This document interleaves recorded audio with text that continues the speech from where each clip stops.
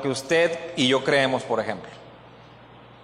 Se habla de la tolerancia, pero hay poca tolerancia a lo que yo creo, a lo que yo predico, a lo que usted y yo vemos en la Biblia. Y se nos habla de retrógradas y tantas otras cosas, ¿no?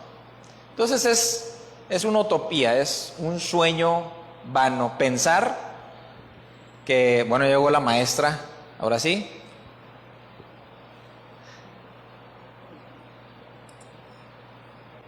Te estaban esperando los niños, Ani.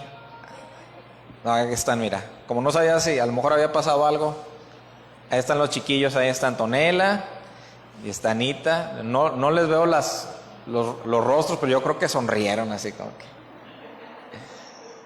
ya no va a tener que soportar el suplicio del pastor.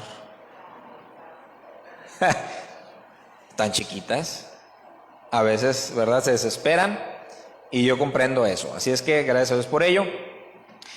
Entonces la Biblia nos va actualizando lo que está ocurriendo en el mundo.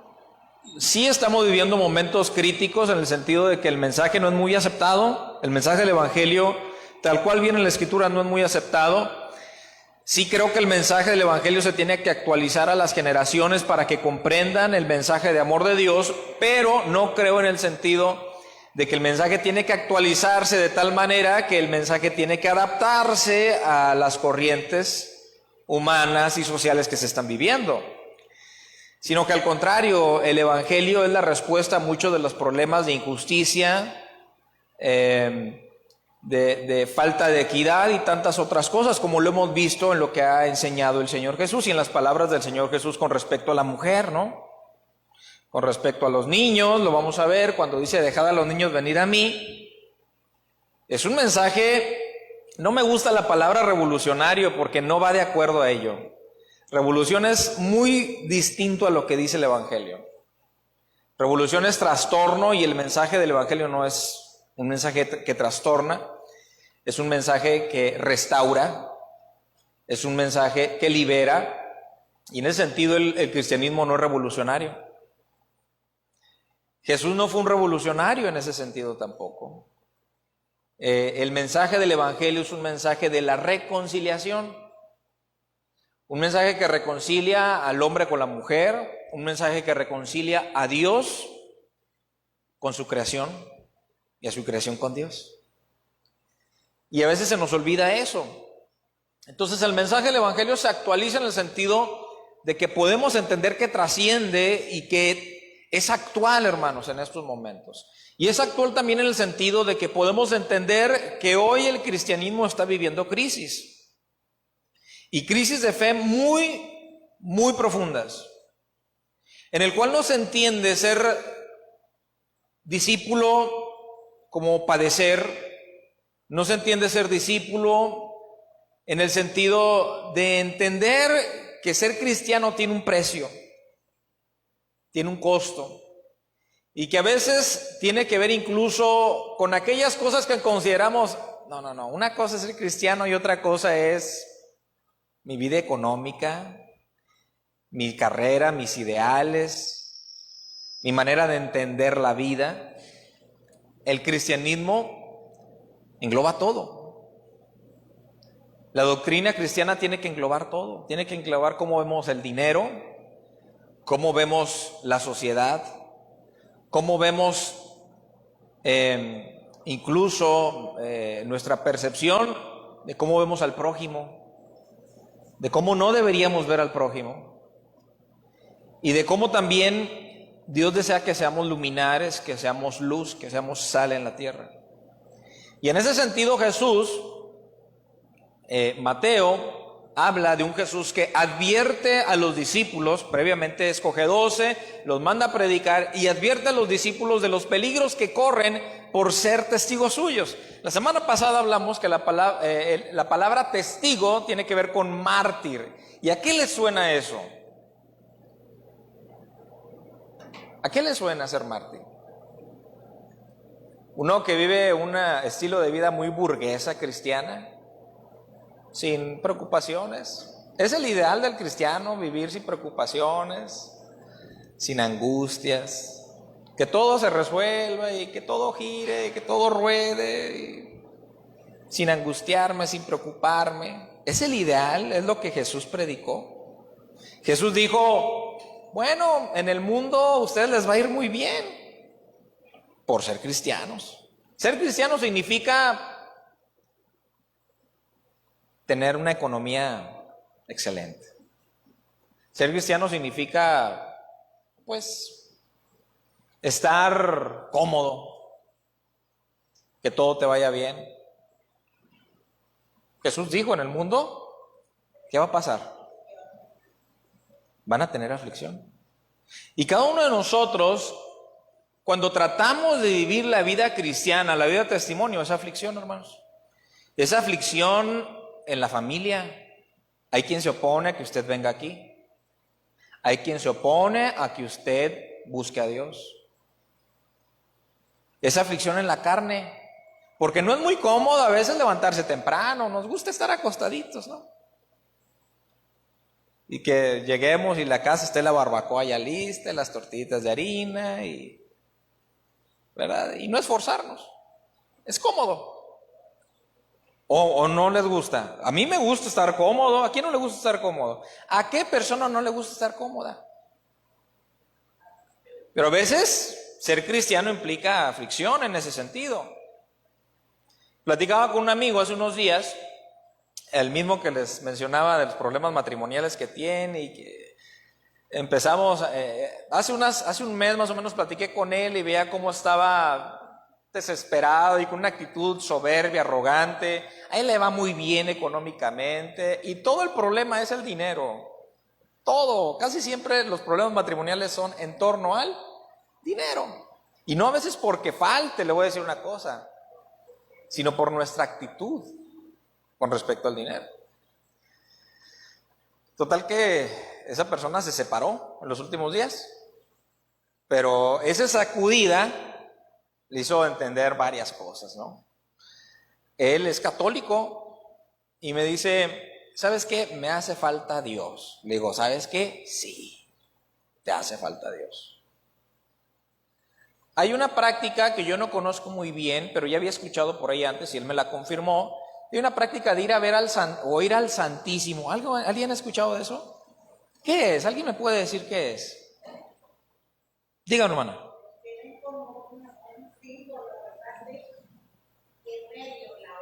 Ok. Ok, sí, sí. Tienen reuniones, ¿verdad? ¿Cada cuándo? ¿A qué horas van? Bueno, tengo conocidos que van a las 5 de la mañana al Santísimo. ¿A qué horas? A las 5. 5 de la mañana. ¿Tendrán hambre de Dios? ¿Tendrán sed de Dios? A lo mejor equivocadamente, ¿verdad? Pero el problema, platicaba también con otro compañero cristiano, es que el problema es de que no nos gusta afligir nuestra carne, ¿verdad? ¿Qué es lo que nos gusta? Pues que todo se acomode, que los planetas estén alineados para que yo pueda buscar a Dios. ¿A poco no? A la hora que yo diga, como yo diga, en donde yo diga, y quiero escuchar lo que pues también me anime, ¿verdad? Porque no todo me llena a veces. Yo sé que tal vez para usted a veces escuchar de aflicción, escuchar de martirio, escuchar de esfuerzo, escuchar de responsabilidad cristiana, no es tan sencillo, no es tan fácil, porque entonces ya no se trata de lo que el otro hace y si yo estoy mal por lo que el otro hace o no hace, sino que yo soy responsable de mi vida espiritual. Y le he predicado durante mucho tiempo acerca de la responsabilidad cristiana. Y el evangelio que vemos en la Biblia es un evangelio de la responsabilidad. Cada uno es responsable. Cada uno va a dar cuenta. Yo voy a dar cuenta de mi ministerio, de lo que a mí Dios me ha otorgado, del conocimiento, o poco o mucho, que Dios me ha dado, del tiempo, cómo lo invierto, de cómo no lo invierto. a mí Dios me va a pedir cuenta de ello. Y a usted Dios le va a pedir cuenta de cómo usa el tiempo o cómo no usa el tiempo. Y a veces, hermano, querido, el cristianismo es aflicción. Porque a veces es aburrido leer la Biblia. Para mi carne, para su carne, es aburrido leer la Biblia. Para su carne es aburrido doblar rodillas. Para su carne es aburrido venir o escuchar. Es aflicción. Ser cristiano implica aflicción. Es aflicción de los deseos también, porque al contrario de lo que dice el mundo hoy, sé lo que quiere ser, dice la Barbie, ¿no? Sé lo que quiere ser. El cristiano o el cristianismo dice, si alguno quiere venir en pos de mí, niéguese a sí mismo, tome su cruz y síganme. Por eso es incompatible el mensaje y la doctrina cristiana con las filosofías actuales. Cada quien es lo que quiera hacer. No importa tu realidad, tú puedes ser lo que quieras ser. No mezcles religión con economía. No importa. Tú puedes ser lo que quieras ser. Yo veo muchas de mis hermanas cómo han batallado durante mucho tiempo para venir a la iglesia. Porque tuvieron maridos o tienen maridos que se oponen. Que se oponen o se pusieron en su momento, ¿no? Fue aflicción. Fue lágrimas. Fueron pleitos. Fueron reclamos. ¿Cierto? Seguir a Cristo es tener la actitud de un mártir. Es estar dispuesto, los jóvenes, por ejemplo, en este tiempo, a decir, yo creo en Dios. Y creo que la Biblia es la palabra de Dios. Yo creo que Jesucristo es el único camino para ir a Dios. Para llegar al cielo, si usted lo quiere mencionar de esa manera, Jesucristo es el único camino. Y usted se va a dar cuenta que un joven cristiano hoy, por decir eso, en la preparatoria, en la universidad o donde esté, va a ser motivo de burlas. Y por eso muchos jóvenes hoy tristemente se están alejando del evangelio. ¿Por qué? Porque, bueno, es que no les damos cantos más movidos. Hay que poner cantos más, como les decía la semana pasada, de aquel antepasada, de aquel artista, Natanael Cano, ¿cómo se llama ese?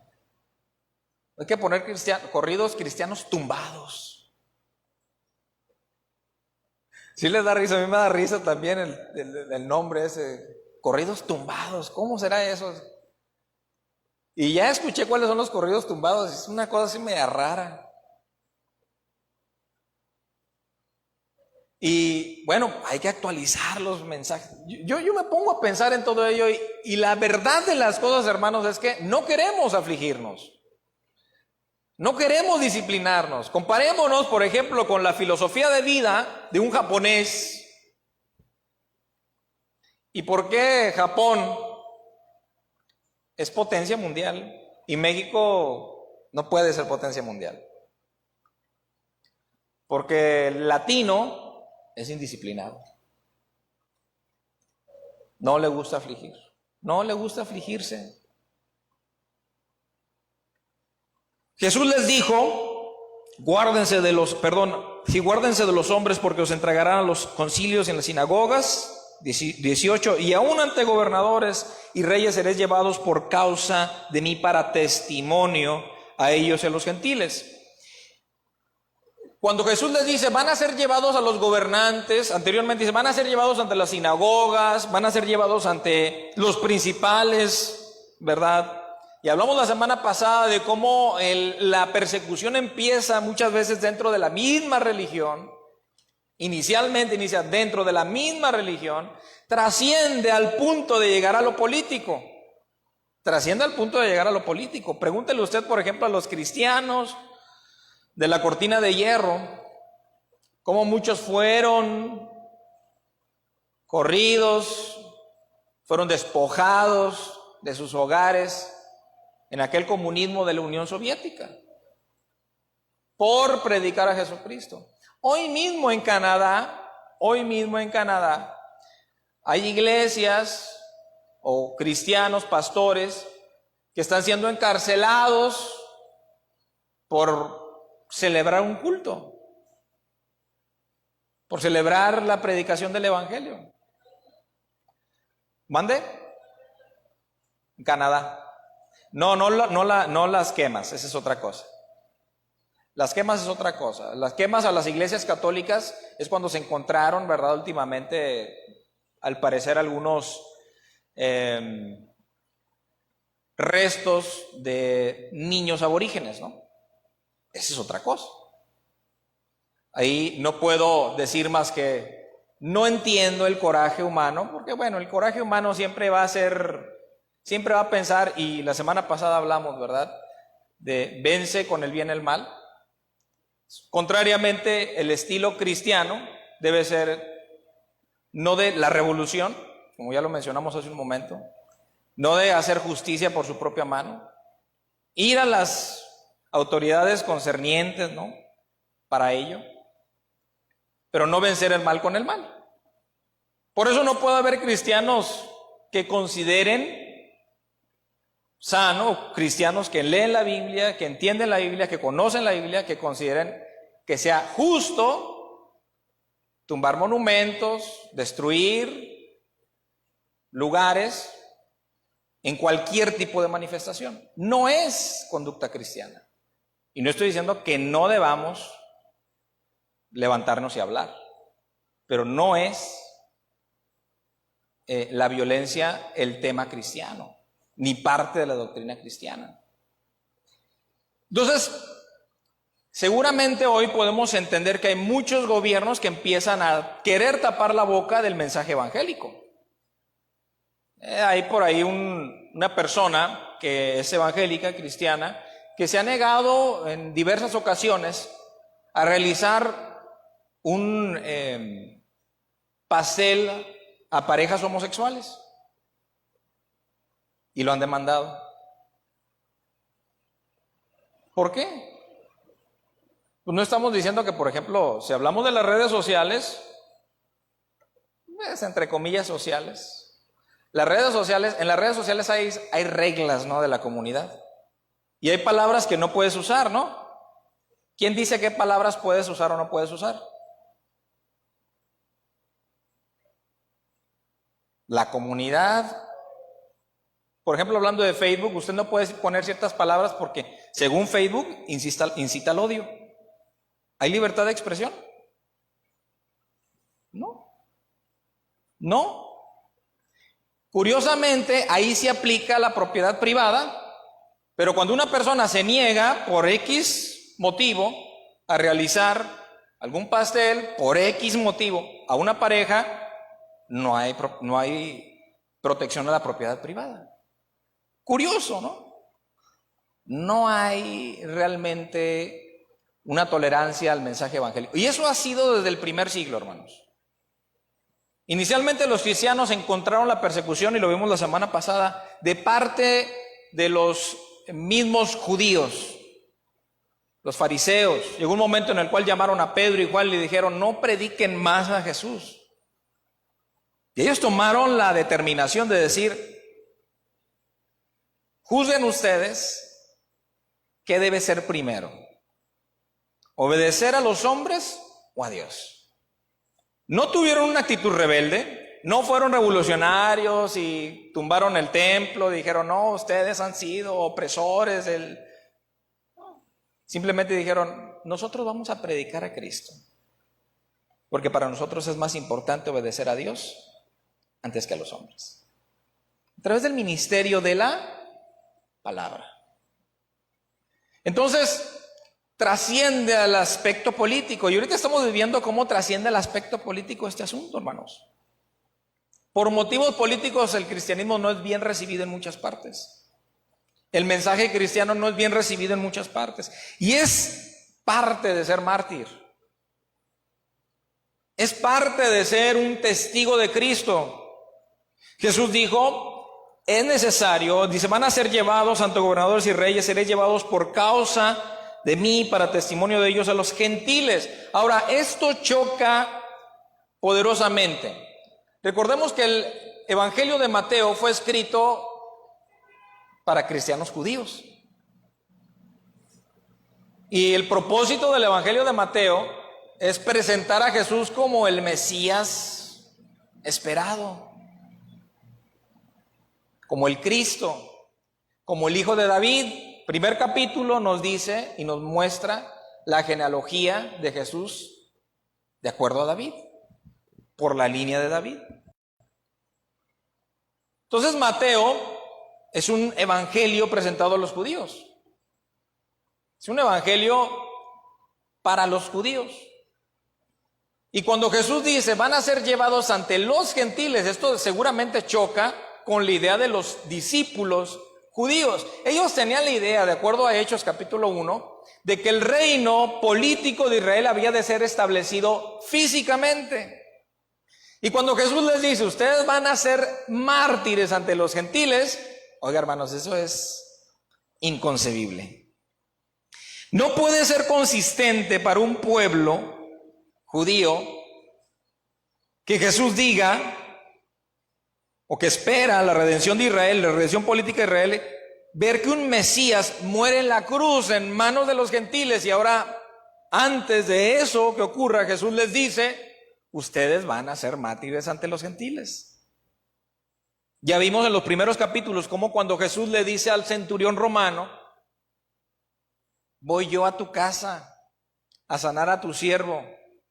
Eso fue un mensaje que llamó la atención de la gente que estaba ahí escuchando. ¿Cómo es posible que tú, el Mesías judío, te atrevas a querer ir a sanar a un siervo de un gentil? Y ahora choca la idea de cómo es posible que el cristiano tenga que padecer en manos de personas que consideramos paganos.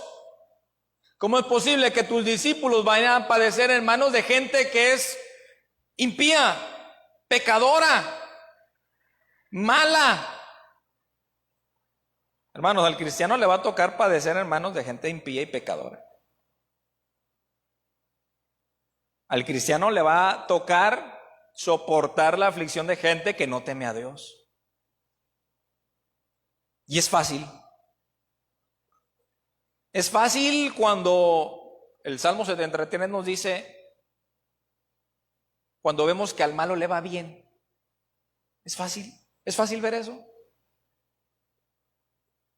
A veces, ¿verdad? En nuestra humanidad, no nos hierve la sangre por esa injusticia de ver cómo al malo le va bien. Cómo al malo, ¿verdad?, prospera. Eso lo dice el Salmo 73, lo hemos leído muchas veces aquí. Cómo a la gente que anda en el narcotráfico, ¿verdad?, anda como si nada. Con dicen por ahí, unos camionetones. Con su bolsa llena de dinero. No causa enojo. La situación es que en el cristiano, cuando es el objeto de la opresión del injusto, por predicar el evangelio, un evangelio de la paz, un evangelio de la reconciliación, un evangelio del amor de Dios, y aún a pesar de eso es perseguido, la actitud del cristiano debe ser muy distinta a la actitud de cualquier persona carnal. En nuestra carne, cuando apenas nos ofenden, ¿qué hacemos? Respondemos. Y hasta decimos, así soy y así siempre voy a ser. Y pensamos que es, oh, no, qué bonito, qué bello, qué cristiano se oye eso, ¿verdad? Se oye muy cristiano. Se oye muy cristiano decir, es que así soy, así voy a ser. Siempre voy a ser así. Se oye muy, muy espiritual, ¿no? La realidad de las cosas es que es muy carnal. Y es muy carnal responder con otro golpe cuando nos golpean. Cuando Jesús dice, si te pegan en la mejilla, ¿qué debo hacer? Con la otra. No seas vencido de lo malo, sino vence con el bien el mal. Al cristiano le toca ser mártir. Verso 19 más, cuando se entreguen, ¿sí? Los discípulos, el precio del discipulado, el precio de ser testigo de Cristo es morir en manos de los paganos. Esto es inconsistente. Tan inconsistente como que tal vez a un morenista le toque reconocer que el PRI o el PAN hicieron algo bueno. Y tan inconsistente como que uno del PRI y del PAN acepten que AMLO pueda tener un acierto. A veces tendemos, ¿verdad?, a ser así muy extremos. O lo odias o lo amas. Pues si no es fútbol, hermano. No es deporte. La gente comete errores, la gente tiene aciertos. Hay políticas que me convienen, hay políticas que no me convienen, ¿verdad? Pero estamos en un mundo en el cual incluso el mensaje del cristiano tiene que influir en nuestra manera de ver la política. Tiene que influir. No estoy diciendo que el mensaje cristiano es político. Nuestra manera de ver la política tiene que ser influenciada por el cristianismo y por la doctrina de Cristo. Eso sí dice la Biblia. ¿Y de qué debe estar a favor el cristiano? Pues a favor del PAN. Pues a favor del PRI. No. Pues a favor de Morena. Pues ahí no dijo AMLO que es cristiano. Que él sí hace la doctrina de Cristo, no como otros que van a la iglesia el domingo, pero no hace nada. Eso dice AMLO. No, el cristiano no está a favor de ninguno. El cristiano debe estar a favor de la justicia. Punto. Y la justicia a veces se viste de un color, de otro, y a veces cuando le conviene, cuando no le conviene. Ese es el problema. Que ustedes debemos tener criterio para entender cuándo hay acciones justas y cuándo no hay acciones justas. Entonces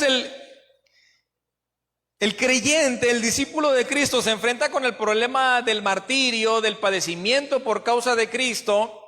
¿Y cómo debemos actuar cuando nos pidan razón de nuestra fe? Jesús en el verso 19 y 20 dice de qué manera debe actuar el cristiano. Mas cuando se entreguen, no os preocupéis por cómo o qué hablaréis, porque en aquella hora os será dada lo que habéis de hablar. Voy a primero decirles qué no dice el pasaje. ¿Qué no dice el pasaje? El pasaje no dice que cuando me inviten a predicar, yo nada más le haga así. Palabra de Dios. Así que si tu enemigo tuviera hambre, dale. Pues sí es palabra de Dios, pero no te preparaste, mijo. No te esforzaste por buscar el mensaje del evangelio. En una ocasión fue una iglesia hace, yo creo como 20 años, más de 20 años, no, como 20 años, invitaron a un predicador muy ungido, por cierto, que hizo eso. Tenía la Biblia cerrada, la abrió. A ver, eso dice la palabra de Dios. Y de esto voy a predicar, porque esto me está indicando el Espíritu Santo. ¿Sabe cómo se llama eso? Biblomancia. ¿Sabe las cartomancia? O sea, la adivinación, el arte de la adivinación a través de las cartas. Bueno, biblomancia es lo mismo. Ábrelo y donde caiga.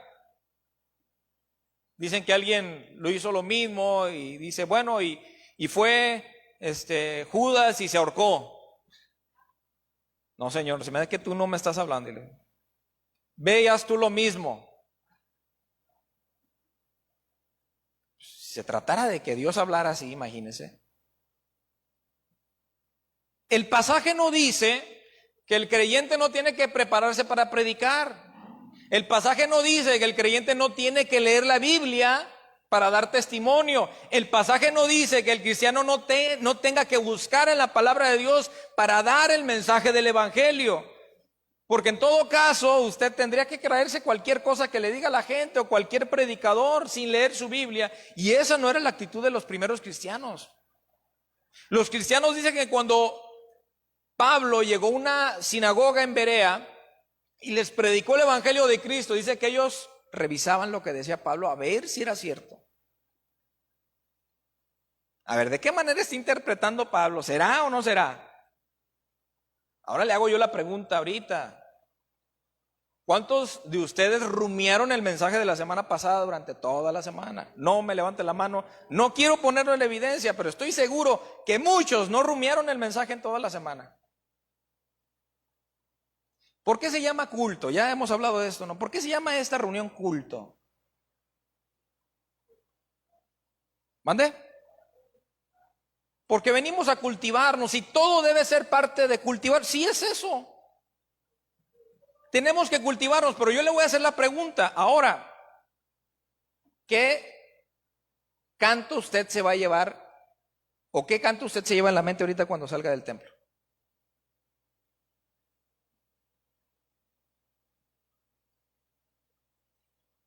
¿Cuál canto se va a llevar usted? Hosana. ¿Y de qué manera Hosana te va a ayudar cuando tú estés pasando una aflicción allá en tu casa, cuando estés pasando algún problema? Se oye bonito, te llena tus sentidos, te llena tus emociones. ¿Sabe cuál me llevo yo y cuál estuve así meditando durante toda la alabanza? Dios cuidará de mí. Fíjese lo que dice el canto. Y dígame usted si no es bello. En tus afanes y en tu dolor, contigo irá. Dios cuidará de ti. Vive amparado en su inmenso amor. Dios cuidará de ti. El coro, Dios cuidará de ti. Y por doquier contigo irá. Dios cuidará de ti. Nada te faltará. El problema es que a veces muchos de los cantos que a veces entonamos en este tiempo en la iglesia se oyen bonito, nos emocionamos, hasta danzamos, pero ¿qué pasa? No tienen contenido. Por ejemplo, ese canto de Hosana dice, se abre el cielo en dos, que se parta el cielo en dos. ¿Cómo?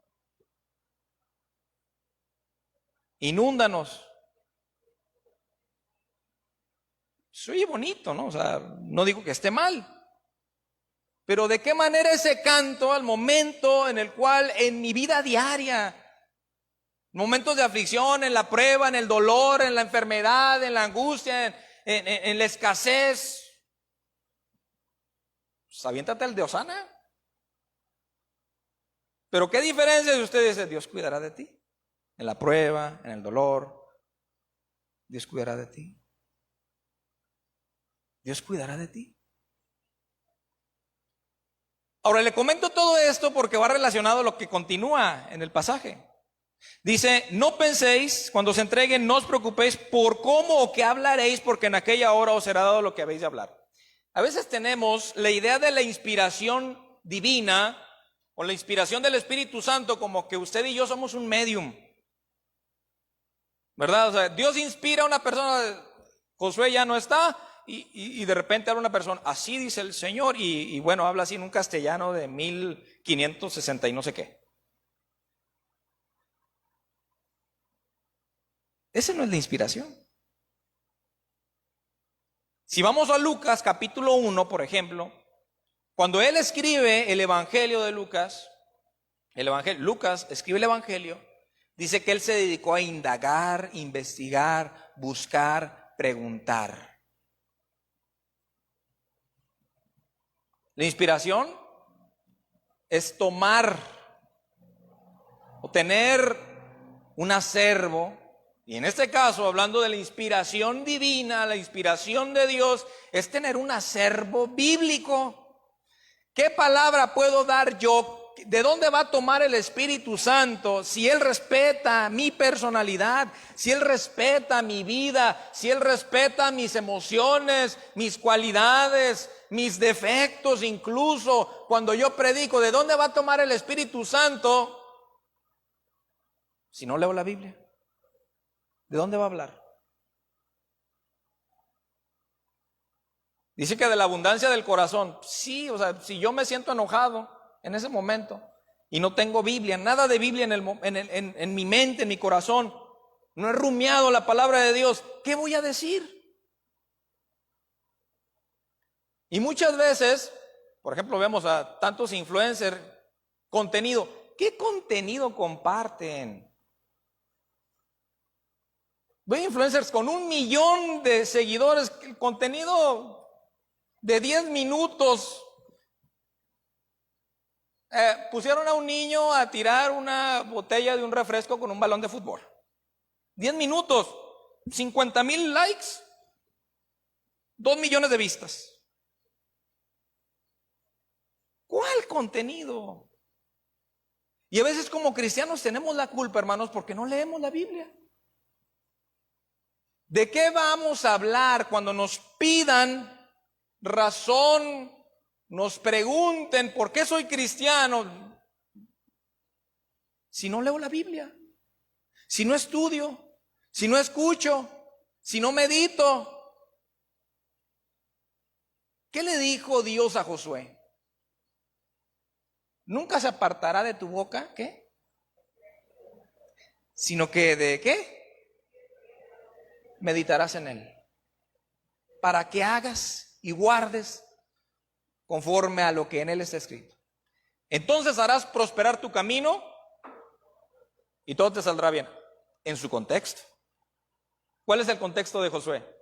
Él habría de guiar al pueblo de Israel a la tierra prometida. Entonces, en ese contexto, todo le saldría bien. Y en el contexto del entendimiento del Evangelio, en el libro de Josué, hablando de la conquista, de los males, de cómo podemos soportar y tolerar los males que tenemos delante de nosotros. El enemigo no es su vecino, hermano. El enemigo no es ni el homosexual, no es el de la ideología de género. El enemigo, ¿quién es? El sistema podrido del mundo y las fuerzas espirituales de Satán. El enemigo no es el prójimo. Cuando usted y yo veamos, por ejemplo, en los salmos que dice contra mis enemigos y tú los mataste, destrúyelos, Señor. No piense usted que lo puede orar, lo puede leer de tal manera que aquel que se lo pone en el trabajo le vaya mal. Todo, porque si pensáramos así, hermanos, pues el otro también pudiera orar al Señor y ¿por cuál se va a decidir Dios? Y si el otro también es cristiano, ¿por cuál se va a decidir? Es como la pelea de los boxeadores, los dos se persignan y uno gana. ¿Y cuál ganó? El que confió en Dios. A ver, pero no, ganó el que se preparó más. Ganó el que pegó mejor. Ahí sí se aplica, más bienaventurado es dar que recibir. ¿Cierto? En ese sentido. El enemigo no está en el otro ser humano. Y Jesús les está dejando en claro eso a los discípulos cuando les dice: ustedes no presenten defensa de una manera reacia, violenta, sino que no preparen ni siquiera qué es lo que van a decir, en el sentido de que, bueno, qué es lo que más me conviene decir, políticamente hablando, qué es lo mejor, me toca ser diplomático, cómo me toca ser aquí, bueno, qué me conviene o no me conviene. No presenten defensa en ese sentido. A eso se refiere Jesús, sino que se refiere a dar testimonio. Si usted lee, por ejemplo, el libro de los Hechos, y hablamos del primer mártir la semana pasada, ¿cuál fue la defensa de Esteban?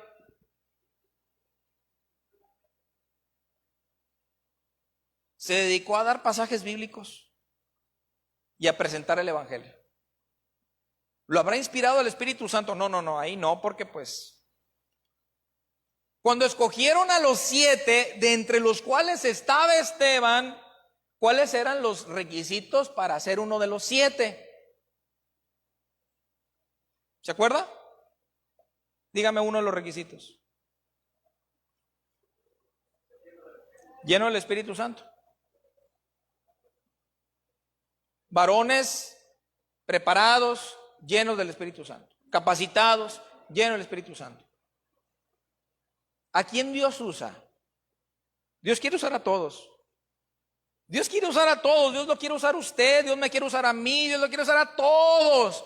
El problema es que a veces no todos nos preparamos para cuando nos toque dar defensa.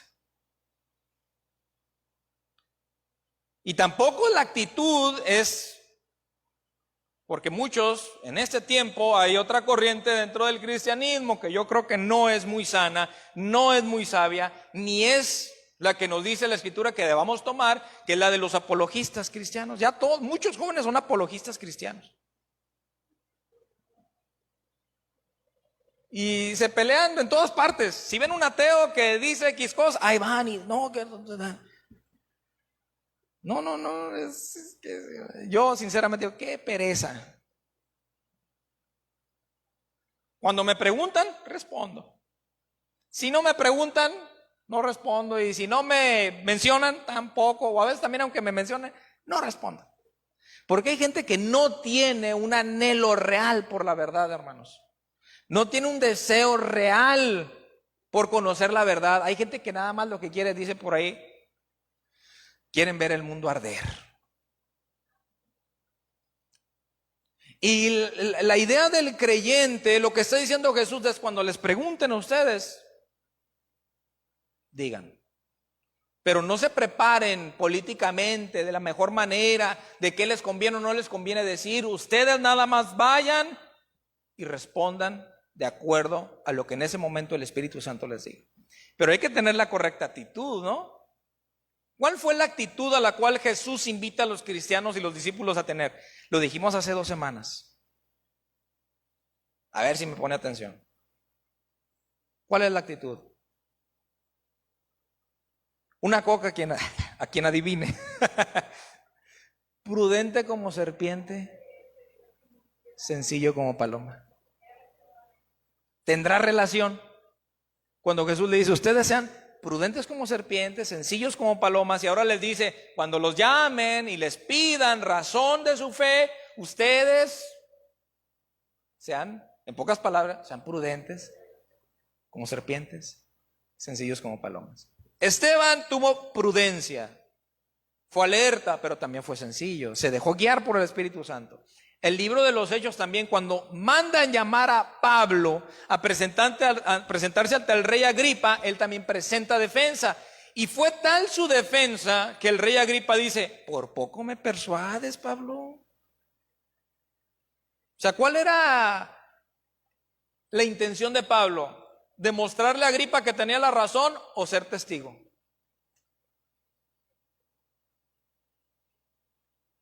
Ser testigo. A veces cometemos el error como creyentes de pensar que nuestra tarea como creyentes, como cristianos, como evangélicos, como testigos del Señor es demostrarle al otro que tengo razón, y la podemos tener.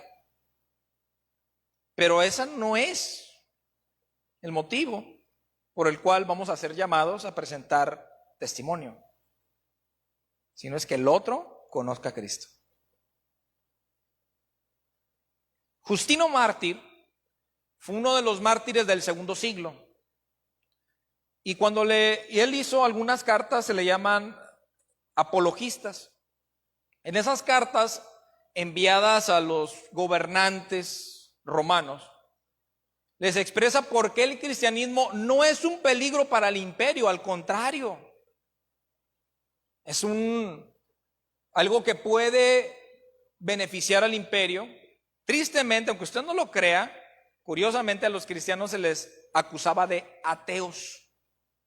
¿Cómo los cristianos eran ateos? Sí, porque como no se inclinaban a ninguna imagen, estos son ateos, no tienen Dios. No tienen Dios. Entonces, Justino Mártir explica por qué el cristianismo no es de ateos, no es ateo el cristiano, que al contrario, él debe su sujeción al gobernador, pero considera que Cristo es el Señor y cosas por el estilo. Y así hizo varias cartas, pero llegó un momento en el cual le mandaron llamar con la amenaza de que si no se retractaba de lo que había dicho y enseñado y escrito y divulgado, y si no se retractaba de haberle predicado a una mujer esposa de un principal romano y que se había convertido al cristianismo, iba a morir. Y los escritos, como se llaman las actas de los mártires, dicen que Justino simplemente dijo: soy un seguidor de Cristo. No dijo más. Y los 4 que le acompañaban también. Y los 4 murieron como mártires. Los 5 murieron como mártires. Jesús dice: no penséis, no se preocupen por cómo hablaréis, porque en aquella hora os será dada lo que habéis de hablar. Verso 20: porque no sois vosotros los que habláis, sino el Espíritu de vuestro Padre que habla en vosotros. Pero insisto, el Espíritu Santo va a tomar de donde haya. Y si no hay, ¿qué va a tomar? El Espíritu Santo no posee a nadie para hacerlo, para anonadar sus capacidades físicas, su voluntad. El Espíritu Santo no hace eso, hermanos. No hace eso. Quien le diga eso, no le crea. El Espíritu Santo no toma a nadie así. Porque si el Espíritu Santo tomara así, algunos dicen: no, es que cuando el espíritu de profecía llega a un profeta, lo toma y lo sacude. Y entonces, ¿por qué Pablo en 1 Corintios dice: los espíritus de los profetas estén sujetos a los profetas? Es incongruente. Recordemos que la única persona que está fuera de sí, pues es un loco y un endemoniado. O alguien que está experimentando algún tipo de catarsis. Pero la inspiración cristiana no es así. La inspiración bíblica no es así. Pero yo me pregunto, ¿qué material usted y yo tenemos para que cuando nos pregunten por qué crees lo que crees, responda y sea usted un instrumento útil para el Señor? Dice Pablo que en toda casa hay distintos tipos de instrumentos, ¿verdad? Vasos. Dice que hay unos vasos para qué y hay otros vasos para. O sea, hay unos para usos muy, muy bonitos, ¿verdad? Y otros para usos comunes. Usted que ahorita vaya a su casa, así en un día común, ¿qué plato va a agarrar? Que sea, ¿verdad? Hasta uno de plástico. Si ahorita almuerzo un huevo con salchicha, ¿qué va a agarrar? Pero si usted invita a alguien, ¿qué va a hacer? ¿Va a sacar la vajilla? Y a lo mejor sí tiene, ¿verdad? Hay gente que todavía tiene cubiertos de plata. ¿Por qué? Porque hay, ¿verdad? Para cierto momento. Y así también, hermanos, ¿usted quiere ser un vaso de honra? Yo quiero ser un vaso de honra. ¿Qué nos toca? Santificarnos en el Señor, nuestra comunión con Dios, claro está, pero también leer la palabra, estudiar la palabra, buscar a Dios en la palabra, rumiar la palabra. Ya les dije entre semana que usted y yo somos muy bendecidos porque nos llevamos la Biblia. Y ahí tenemos la Biblia y se queda tal vez hasta el otro domingo por ahí. Espero que no. Espero que no. Pero los judíos, Jesús no tenía la Biblia en su casa. Él no tenía la Biblia en su casa. En la sinagoga donde se reunía Jesús, tal vez había un rollo nada más, o 2. Era muy caro hacer una copia de la Escritura. No iba usted a la Lulú y compraba un ciento de hojas. Se escribía en pieles de ovejas. Había que curtir la piel y pues una oveja cuesta, ¿verdad? Entonces, ¿qué hacían? Escuchaban un pasaje el sábado en la sinagoga y estaban pero bien concentrados escuchando el pasaje, tan concentrados que a veces hasta lo memorizaban, y toda la semana, ¿qué cree que hacían? Bienaventurado el varón que en su ley medita de día y de noche. Porque no había Biblias. Usted hasta en el celular, la tablet, la computadora, donde sea la agarra, hermano, la Biblia. Antes no había Biblias así. Fue hasta la prensa de Gutenberg, por ahí del siglo XV, que se empezó a imprimir la Biblia a más o menos cantidades considerables, pero aún así eran caras. Jesús, los discípulos, los apóstoles escuchaban un pasaje y lo guardaban en su mente, lo meditaban, lo memorizaban, y toda la semana, hermanos, se iban pensando en ese pasaje. Usted y yo tenemos la Biblia, usted y yo tenemos la libertad de venir, la libertad de escuchar, la libertad de ver, la libertad de tener un canto congregacional como Dios cuidará de ti. Y en la semana yo quiero que usted se vaya recordando ese himno, diciendo, Dios cuidará de mí. Y cuando usted vea que falta tal vez algo en su casa, diga, Dios cuidará de mí. Pero que también usted abra su Biblia y lea el Salmo 23 y vea, Jehová es mi pastor y nada me faltará, y no solamente lo guarde para usted en este día o esta semana, sino que cuando vea a alguien en su casa, usted tal vez diga, tengo un bolillo, mira, ten la mitad del otro bolillo, Jehová es tu pastor, nada te faltará. Porque de eso se trata ser testigo. Porque Dios nos ama. Dios le ama. Ya le hablé muy golpeado tal vez una hora. Pero lo digo con amor. Porque soy como ahora recuerdo y me pongo en los zapatos del hermano Linden. ¿Alguno conoce al hermano Linden? Un hermano de la iglesia misionera que ya falleció. Un misionero de Estados Unidos, casi allá llegando a Canadá, de padres alemanes, de una comunidad menonita que a los 20 años se vino a México a hacer misiones, y específicamente al norte de México y parte del centro y sur de México. Y cuando nos daba clase, él tenía un librote así, era un manual, por ejemplo, de vida personal, se llamaba uno, que era para predicar, y era memorizarse 15 versículos a la semana. Y luego nos preguntaba, a ver, y cuando no se lo decíamos, se ponía rojo como un tomate. Apretaba los dientes.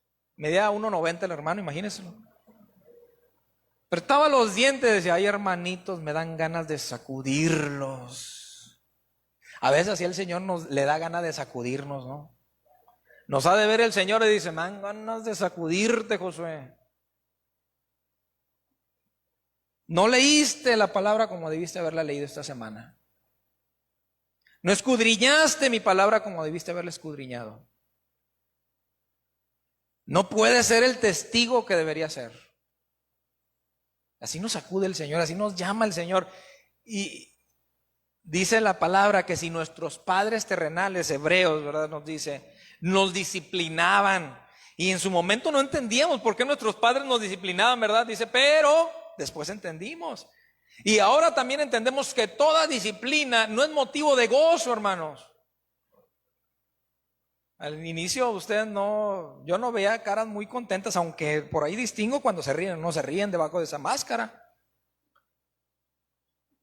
Pero dice la Escritura que toda disciplina al principio no es motivo de gozo, dice, pero al paso del tiempo, ¿verdad?, da su fruto apacible de justicia. Ahorita lo sacudo tal vez. Ahorita nos sacude el Señor con la palabra. Y tal vez no lo entendemos y nos vamos a ir enojados. Dice, pues yo vine a animar al pastor y mira con lo que salió. Yo mira que mi papá me apapachara, pero pues mira, nomás puros regaños, me saqué un seisote, pero papá, entiéndeme. Y el papá te dice, pues es lo único que tienes que hacer, estudiar, hijo. ¿A poco no le decimos así a nuestros hijos? ¿A poco estaría usted muy contento si su hijo no tiene otra cosa que hacer más que estudiar y le llega con un 6? ¿Estaría contento?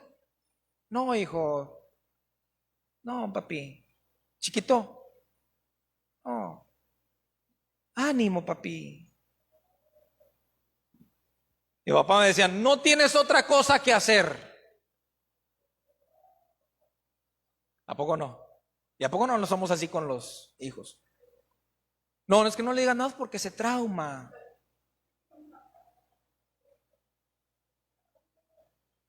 No, no le digan nada al joven porque se trauma.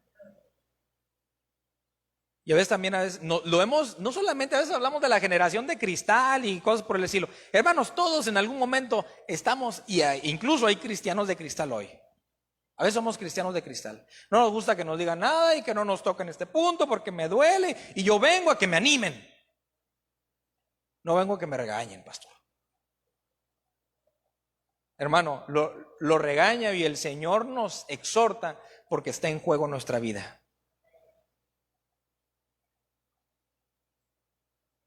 Si usted ve que su niño va a la orilla del río, papi, no te acerques. Hasta un coscorrón se lleva, ¿no? Te dije que no te acercaras. Yo así soy con mis hijos. ¿Por qué? Porque no los quiero, porque no los quiero traumados, seguramente. Porque el Padre a quien ama, disciplina. Así el Padre nos ama y nos disciplina. Usted y yo somos hijos de Dios. Y nos va a disciplinar el Señor. Nos tiene que disciplinar. Estemos dispuestos a padecer por Cristo. Pero no diga que va a padecer por Cristo. No digamos que vamos a padecer por Cristo si queremos todo cómodo. Si no abrimos la Biblia toda la semana. Si no escuchamos la predicación. Ya se los dije. Ahorita acabo aquí, me subo a mi oficina y me pongo a escuchar la predicación que me toca a mí. Y luego en la semana le doy otra repasada. Y luego todavía molesto al pastor y le mando un mensaje. Oiga, pastor, yo voy aquí como que acá y me responde un mensaje y se lo agradezco. Sí, pastor, mire. Gracias.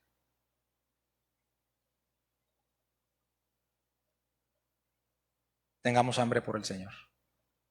Tengamos hambre por su palabra. Porque el mundo allá afuera está consumiendo al cristiano. Y llegará el momento en el cual no distingue usted entre quién es y no es. Tristemente. Oremos. Dios, en el nombre de tu Hijo, te damos gracias porque tu palabra dice que es viva y eficaz. Y llega a mi corazón y me exhortas, Dios, a esforzarme.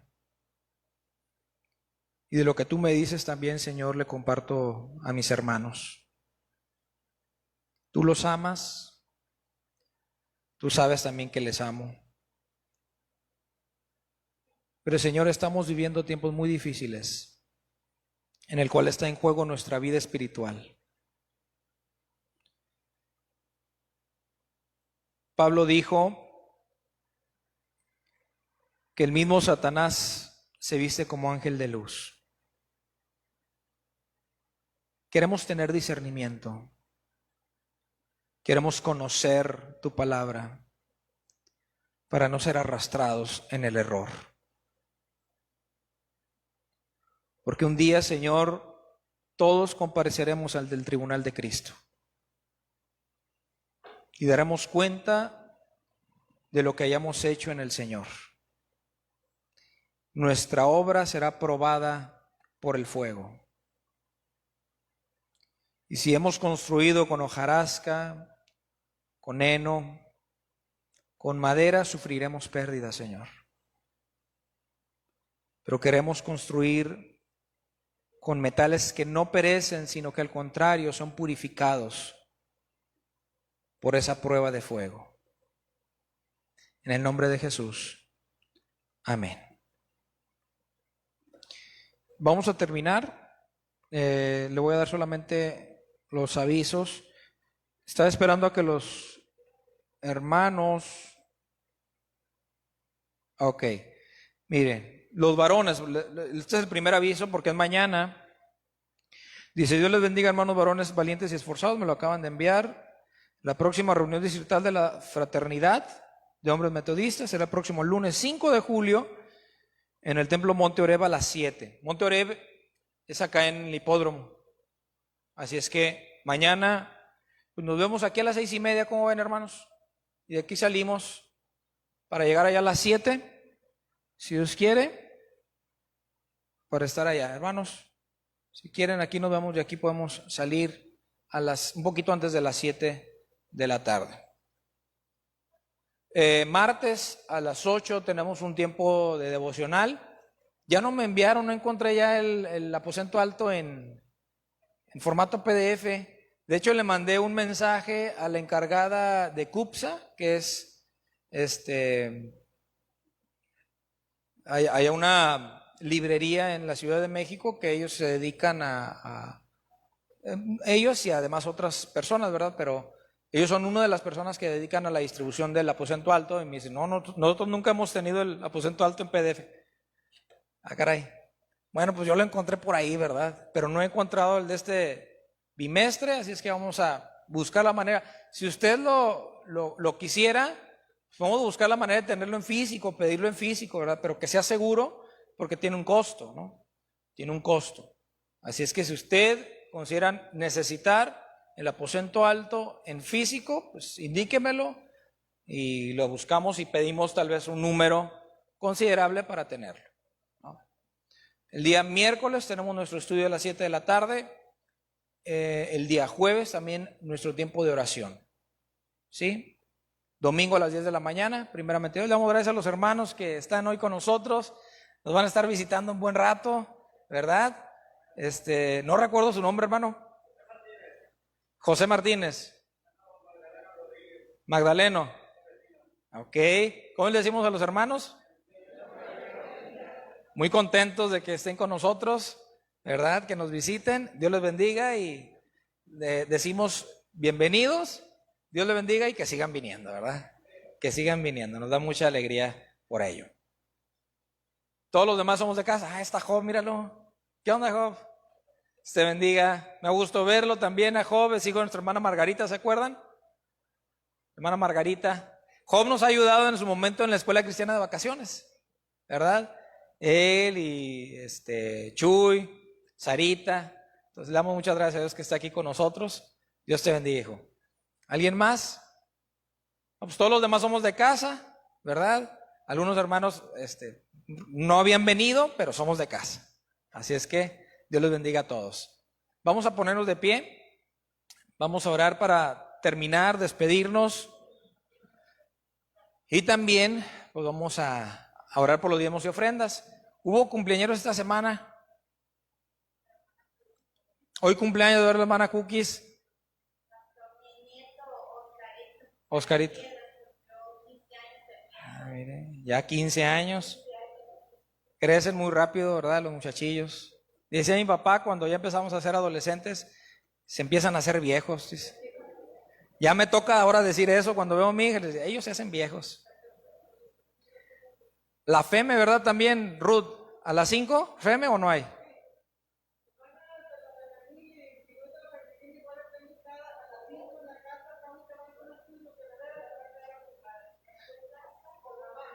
Hermana Oli. Y la hermana Oli está muy contenta, ¿verdad? Recibirlas los lunes a las 5. Bueno, por Oscarín, por la hermana Cookies, cumpleaños hoy. ¿Nadie más? ¿No? Bueno, vamos a orar para terminar en este momento y saludamos a nuestros hermanos y también nos despedimos de ellos ahí en la transmisión. Dios, te damos gracias por la vida de nuestros hermanos que esta semana le permitiste cumplir un año más de vida. Gracias por la vida del nieto de mi hermana Elvis, por Oscarín.